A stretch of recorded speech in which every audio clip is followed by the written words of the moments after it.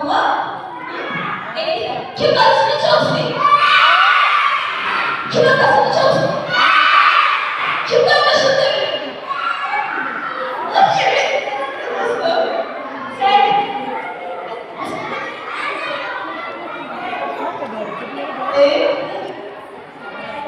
Tuttuğun kimleri? Kim? Gel bakalım.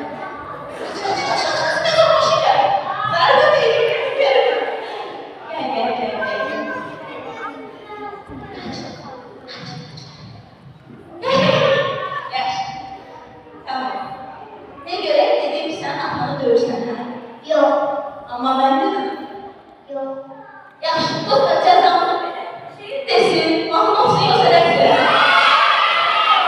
Biz deyişik dostlarımız necə şiir oldu, bilirsən? Şiir.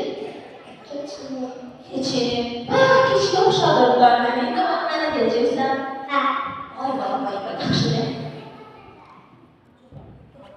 Allah, boz. Allah buna göz geçir. Ay gözü boynu geçir. Yağış gelip dolanır. Ağa taşa durmuş. Bir çıksa kalsın.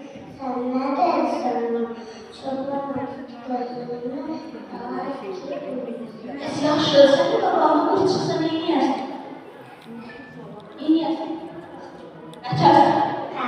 Qaçar,